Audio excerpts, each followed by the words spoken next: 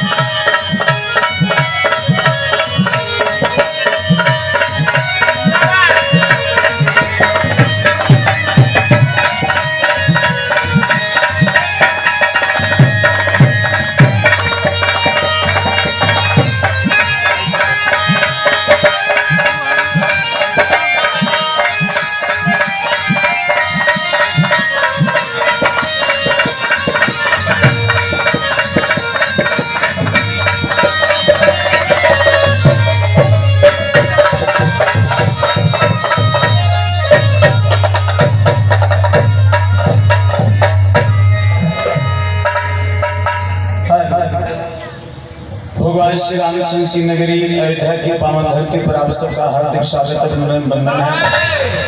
आज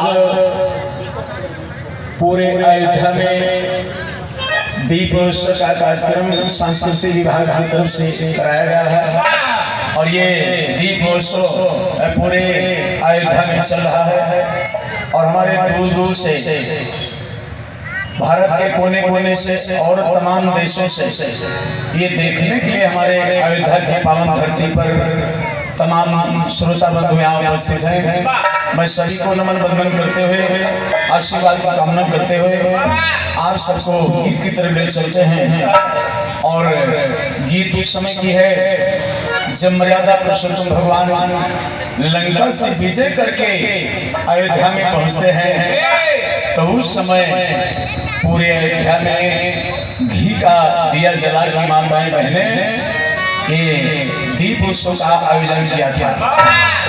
आज वही मौसम वही समय सब कुछ वही है चल रहा है और उसी उपलक्ष्य में आप सबको हम गीत की तरफ ले चलते हैं। एक बार प्रेम से बोलिए भगवान श्री रामचंद्र की, प्रेम से बोलिए अयोध्या धाम की। बहुत बहुत धन्यवाद। आप लोग चले गीत की तरफ। धन्यवाद।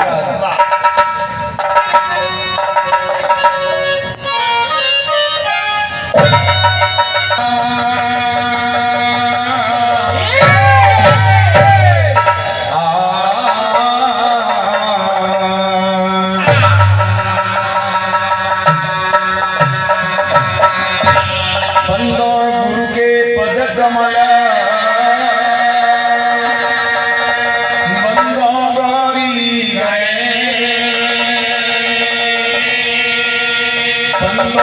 शंकर जय जय भारत देश।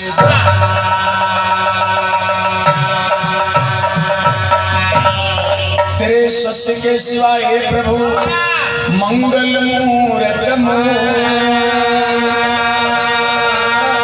पता तक हिलता नहीं, खिले कहाँ से फूल।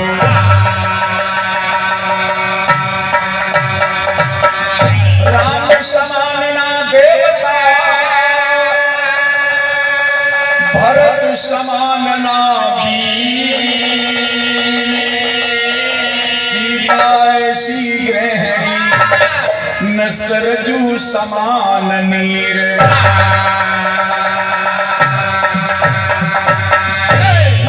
मात्र 2 लाइन माई की चरणों में नमन वंदन है और पीछे माई का स्थान भी है, तो 2 लाइन माई को वंदना बाबा और भक्त माई सर से वंदना करता है।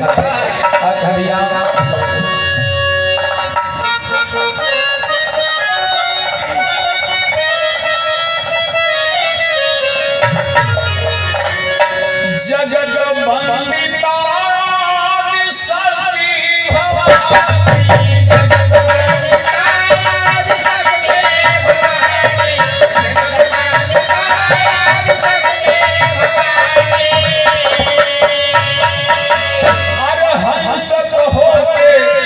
अरे हंसत होके सवार जननी कसे हठरा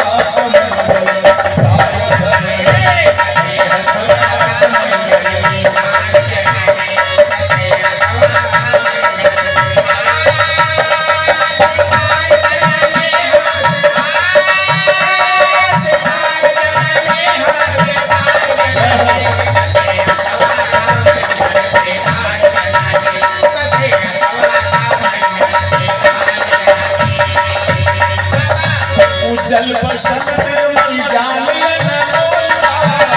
जल बसंत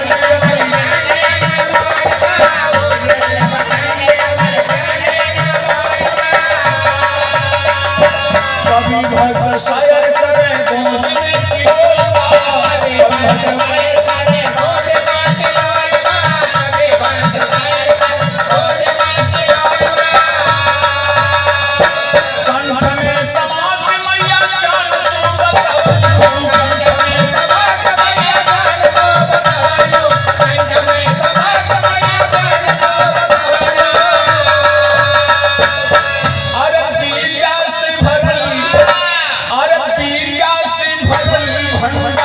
जननी कसे हठरा